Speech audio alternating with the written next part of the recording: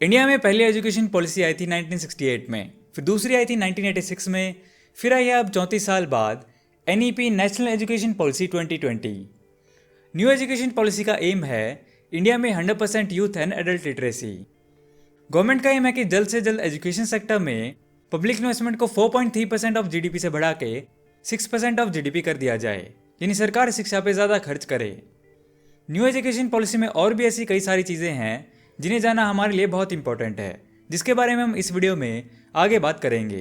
तो hello guys, आप देख रहे हैं बेसिक ज्ञान और आज की वीडियो में हम ब्रीफली देखेंगे कि हमारी नेशनल एजुकेशन पॉलिसी 2020 में क्या क्या है। वैसे तो नेशनल एजुकेशन पॉलिसी बहुत बड़ी है, उसे पूरा हम इस वीडियो में डिस्कस नहीं कर सकते, तो हम उन चीज़ों के बारे में ही बात करेंगे जो गवर्नमेंट के एजेंडा में है। फैक्चुअल चीज़ों के बारे में ज़्यादा बात करेंगे जिनसे स्टूडेंट्स के एजुकेशन और करियर पे डायरेक्ट इफेक्ट पड़ेगा। एनईपी के तहत एजुकेशन सिस्टम में जो चेंजेस किए गए हैं, हम बेसिकली उन्हें दो पार्ट्स में डिवाइड कर लेते हैं, school level changes and college level change, यानी higher studies level changes. School level changes, अभी करंटली स्कूल करिकुलम्स में जो स्ट्रक्चर फॉलो किया जाता है वो है 10+2, यानी 10th क्लास तक सभी बच्चे सेम सब्जेक्ट पढ़ते हैं, चाहे हिंदी मीडियम में हो या इंग्लिश मीडियम में। फिर 10th के बाद 2 साल का सेकेंडरी स्कूल आता है जिसमें स्टूडेंट्स को स्ट्रीम ऑफर की जाती हैं, जो जनरली होती हैं साइंस, मेडिकल और non medical, commerce and arts. अब इस स्ट्रक्चर को बदलकर 5+3+3+4 का कर दिया गया है। 5 फाउंडेशन स्टेज, जिसमें आती हैं nursery, LKG, UKG, first and second class. 3 preparatory stage, जिसमें आएंगी 3rd, 4th and 5th class. 3 middle stage, class 6, 7th, 8th। 4 secondary stage, class 9, 10th, 11th and 12th। अब काफ़ी सारे लोगों के माइंड में डाउट आ रहा होगा कि गवर्नमेंट स्कूल में तो नर्सरी, एलकेजी, यूकेजी वगैरह होती ही नहीं, फिर इसके लिए क्या अलग से इंफ्रास्ट्रक्चर बनाया जाएगा? बट ऐसा नहीं है। इन क्लासेस के लिए गवर्नमेंट आंगनवाड़ी वर्कर्स पर रिलाई कर रही है। वैसे इसका एक क्रिटिसिज्म ये भी है कि आंगनवाड़ी वर्कर्स इतना ट्रेंड नहीं होते बच्चों को अच्छे से पढ़ाने के लिए, तो उसके लिए गवर्नमेंट इन वर्कर्स को टीचिंग के लिए ट्रेन करेगी उनकी रिक्वायरमेंट्स के अकॉर्डिंग। क्लास 5 तक यानी प्रिपरेटरी स्टेज तक के बच्चों को एजुकेशन उनकी मदर टंग में दिया जाएगा, मतलब मातृभाषा में दिया जाएगा, यानी स्टेट्स अपनी लोकल लैंग्वेजेस यूज कर सकते हैं स्कूल्स में। और क्लास 8 तक यानी मिडिल स्टेज के बच्चों को प्रेफरेबली मदर टंग में एजुकेशन दी जाएगी, मतलब मातृभाषा में पढ़ाने के लिए ये रूल कंपलसरी नहीं है। इसके बाद स्टूडेंट्स को सब्जेक्ट चूज करने का ऑप्शन 9th क्लास से ही मिलने लगेगा और अब स्टूडेंट किसी भी टाइप के सब्जेक्ट को मिक्स करके अपना कोर्स बना सकते हैं। जैसे फॉर एग्जाम्पल, पहले साइंस के साथ सोशल स्टडीज़ का कोई सब्जेक्ट नहीं ले सकते थे, लेकिन अब किसी भी सब्जेक्ट को मिक्स करके अपना डिफरेंट कोर्स बना सकते हैं अपने कैरियर के अकॉर्डिंग और अपने फ्यूचर गोल्स के अकॉर्डिंग। ये कोर्सेज फ्लेक्सिबल होंगे, मतलब अपनी समझ और पसंद के अकॉर्डिंग स्टूडेंट्स अपने सब्जेक्ट स्विच भी कर सकते हैं। कुछ सब्जेक्ट्स में लेवल दिए जाएंगे, जैसे मैथ्स में नॉर्मल और एडवांस लेवल। अपने करियर की रिक्वायरमेंट के हिसाब से स्टूडेंट्स इन सब्जेक्ट को सिलेक्ट कर सकते हैं। उनकी फाइनल बोर्ड की मार्कशीट में स्पेसिफिक सब्जेक्ट लेवल भी मेंशन होगा। और ऑप्शनल सब्जेक्ट जैसे physical education, music, fine arts, इन सभी को प्रॉपर सब्जेक्ट कर दिया जाएगा। इसके अलावा बोर्ड एग्जाम्स भी साल में 2 बार कंडक्ट किए जाएंगे। स्टूडेंट्स के पास ऑप्शन होगा उनमें से अपना बेस्ट स्कोर कार्ड को एज फाइनल स्कोर चूज करने का। इससे सिकनेस और एग्जाम डे प्रेशर की वजह से बच्चों के स्कोर कार्ड पर पड़ने वाले इफेक्ट्स को कम किया जा सकेगा और स्टूडेंट के ऊपर एंजाइटी की वजह से होने वाले प्रेशर भी कम होगा।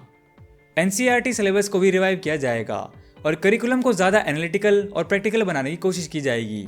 6th क्लास से ही वोकेशनल एजुकेशन पे फोकस किया जाएगा, इन specific skill development like mechanic, cook, electrician, इन सभी की प्रैक्टिकल नॉलेज पे ध्यान दिया जाएगा और इंटर्नशिप्स भी कराई जाएंगी।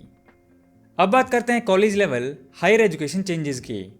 Increase higher education GER to 50% by 2035। GER मतलब ग्रोस एनरोलमेंट रेशियो, यानी कितने ऐसे बच्चे हैं जो 12th के बाद हायर स्टडीज में एडमिशन लेते हैं। एनईपी 2020 का एम है कि हायर एजुकेशन की GER को अभी जो 26% है उसे बढ़ाकर 2035 तक 50% कर दें। उसके लिए गवर्नमेंट को हायर एजुकेशन इंस्टीट्यूशन में कम से कम 3.5 करोड़ न्यू सीट्स ऐड करनी पड़ेंगी। होलिस्टिक मल्टीडिसिप्लिनरी एजुकेशन, जिस टाइप से सेकेंडरी स्टेज में स्टूडेंट्स अपने अपने हिसाब से सब्जेक्ट सिलेक्ट करके अपना कोर्स बना सकते हैं, वैसे ही हायर स्टडीज़ में भी अलग अलग टाइप के क्रिएटिव सब्जेक्ट कॉम्बिनेशंस और वोकेशनल ट्रेनिंग के साथ कॉलेजेस और यूनिवर्सिटीज़ में अंडर ग्रेजुएट प्रोग्राम्स ऑफर किए जाएंगे। इन अंडर ग्रेजुएट प्रोग्राम्स में मल्टी एंट्री और एग्जिट का ऑप्शन होगा। मतलब अभी अगर कोई 4 साल का अंडर ग्रेजुएट प्रोग्राम ज्वाइन करता है, जैसे BE, बैचलर ऑफ इंजीनियरिंग और 3 साल स्टडी करने के बाद किसी रीज़न से वो कॉलेज छोड़ देता है तो उसे कुछ नहीं मिलता apart from knowledge. But new NEP 2020 के अकॉर्डिंग अगर अंडर ग्रेजुएट प्रोग्राम का कोई भी स्टूडेंट 1 साल के बाद छोड़ता है तो भी उसे काइंड ऑफ डिप्लोमा का सर्टिफिकेट दिया जाएगा। अगर 2 साल के बाद छोड़ता है तो एडवांस डिप्लोमा का सर्टिफिकेट दिया जाएगा और 3 साल के बाद छोड़ता है तो बैचलर्स की डिग्री दी जाएगी। और अगर स्टूडेंट अपने पूरे 4 साल की पढ़ाई पूरी करता है तो उसे बैचलर्स विद रिसर्च की डिग्री दी जाएगी। इन प्रोग्राम्स को स्टूडेंट बीच में छोड़ने के बावजूद बाद में आके वापस कंटिन्यू भी कर सकते हैं। जैसे फर्स्ट ईयर करने के बाद अगर किसी रीज़न से कोई स्टूडेंट कॉलेज छोड़ देता है सर्टिफिकेट लेके तो बाद में चाहे किसी और कॉलेज से ही क्यों नहीं वो उस कोर्स को बीच से ही कंटिन्यू कर सकता है। पोस्ट ग्रेजुएशन के प्रोग्राम्स में भी चेंजेस किए गए हैं। अभी के सिस्टम के हिसाब से पहले बैचलर्स करने के बाद 2 साल की मास्टर्स और फिर 1 साल की MPhil और फिर PhD में एडमिशन मिलता है। NEP 2020 के तहत अब जैसे 3 साल की बैचलर्स डिग्री वाले 2 साल की मास्टर्स करके डायरेक्ट PhD में एडमिशन ले सकते हैं और 4 साल की बैचलर्स डिग्री वाले सिर्फ 1 साल की मास्टर्स करके डायरेक्ट PhD में एडमिशन ले सकते हैं। पोस्ट ग्रेजुएशन कोर्सेज में MPhil को रिमूव कर दिया गया है। IIT IIMs जैसी बड़ी बड़ी डीम्ड यूनिवर्सिटीज़ को एज मॉडल प्रेजेंट किया जाएगा जिनमें सभी फील्ड्स की कोर्सेज ऑफर किए जाएंगे। नेशनल रिसर्च फाउंडेशन का गठन किया जाएगा जिसे रिसर्च एंड डेवलपमेंट पे फोकस किया जाएगा जो कंट्री में किसी भी सेक्टर की डेवलपमेंट के लिए बहुत इंपॉर्टेंट है। और इन सब के अलावा वर्ल्ड की टॉप 100 यूनिवर्सिटीज़ को इंडिया में कैंपस खोलने के लिए सुविधाएं दी जाएंगी। और भी कई सारी चीज़ें हैं जैसे टेक्नोलॉजी का एजुकेशन में ज़्यादा से ज़्यादा इस्तेमाल किया जाएगा, ऑनलाइन एजुकेशन पे ज़्यादा फोकस किया जाएगा, वर्चुअल लैब्स क्रिएट की जाएंगी जहां बच्चे एक्सपेरिमेंट कर सकते हैं, ऑनलाइन असेसमेंट और ऑनलाइन एग्जाम कंडक्ट किए जाएंगे एटसेट्रा। ये थी NEP 2020 की हाइलाइट्स। कंक्लूजन की बात करें तो अभी ये पॉलिसी सिर्फ आई है। नो डाउट बहुत ही रेवोल्यूशनरी चेंजेस किए गए हैं, इनमें काफ़ी कमियां भी हैं जो हर पॉलिसी में होती हैं, लेकिन मेरा ऐसा मानना है पॉजिटिव्स ओवरपावर करते हैं कमियों को। अब देखने वाली बात ये होगी कि कितने अच्छे से इम्प्लीमेंट होती है।